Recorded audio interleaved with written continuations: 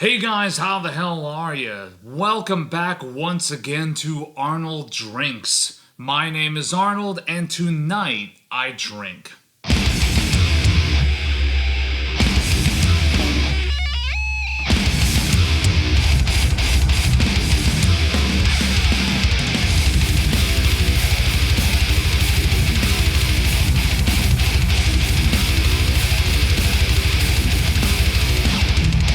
So tonight's beverage of choice comes to us from Miss Helena, my roommate who recently on a travel back to Nashville stopped back at Frugal McDougal and picked up this store pick of Wheeler's Raid. This is a small batch cask strength bourbon whiskey that is 122.2 proof. It does boast an age statement of just over 5 years, 5 years and 1 month, as you can see here. Full disclosure, it does say distilled in Indiana. You and I both know what that means. It means it's an MGP produced bourbon, but at the same time, I've had some incredible MGP stuff, so let's not let the fact that it's sourced ruin our enjoyment of this. Let's just dive in, especially since it's a store pick. It does bode well.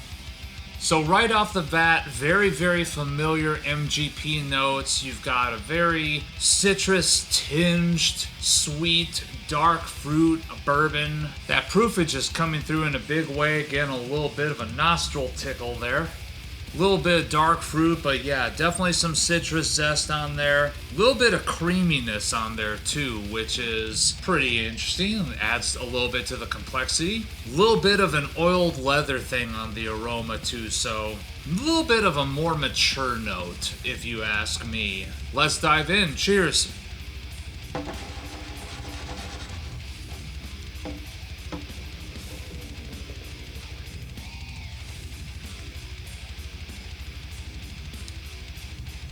Kind of a typical thing I've noticed from a few of the slightly younger MGP sourced bottles that I have on my shelf back behind me. You are getting a bit of a grainy texture coming through there. That citrus note that I frequently associate with MGP, Ross and Squibb, whatever the hell you want to call them, is definitely present on there. Something a little bit brighter than I typically expect from that source though. Like, I'm getting, of course, the dark fruit notes. I'm getting a little bit of like the cherry and the plum, but I'm also getting something a little bit brighter in there, almost like a peachy or apricot kind of thing. So that's very interesting. Let's go in again. Very viscous, long legs inside that glass there. So the finish, a little medium length for this sort of proofage. Getting that kind of oiled leather thing coming through big and bold on the finish. A little bit of an oaky character.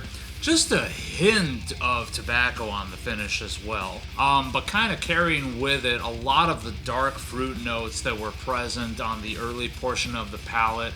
So still getting plenty of like the cherry notes, still getting a little bit of that brighter kind of peachy and citrus note in there. In the mid palate is where you're getting just a little hint of a vanilla-like characteristic to it. So it's funny. It's like, all right, at the front of the palate, bright fruit. In the middle of the palate, it's a little bit more of like a vanilla bean kind of thing. And then at the back of the palate, it just darkens up quite a bit and hits those like super mature notes. That's interesting. Let's go in again. Man, that proofage comes in a big way. It's really elevating that citrus note that's in there. That is so good.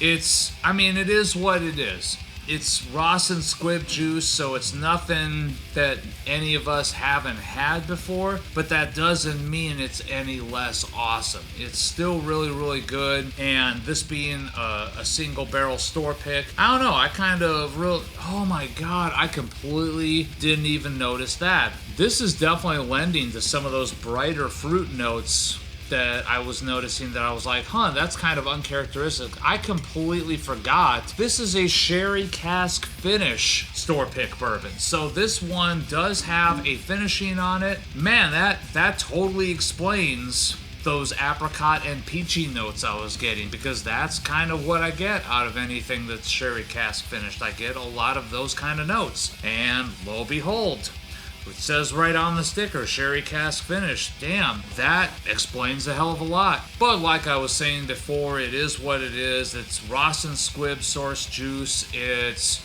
delicious. It's not anything that any of us are unfamiliar with. And the sherry finishing on it tends to add a little bit more complexity to it. But at the same time, unlike a lot of other more finished bourbons, this one, nothing's really overpowering anything else. It's pretty well balanced, albeit erring a little bit more on the brighter fruit side than I anticipated, but honestly, pretty rock solid. I dig this. I think it's delicious. So thank you guys so very much for tuning in. Please remember to like this video, subscribe to this channel. There's tons more of this content to come. And as always, remember, take what you do seriously, but do not take yourselves too seriously.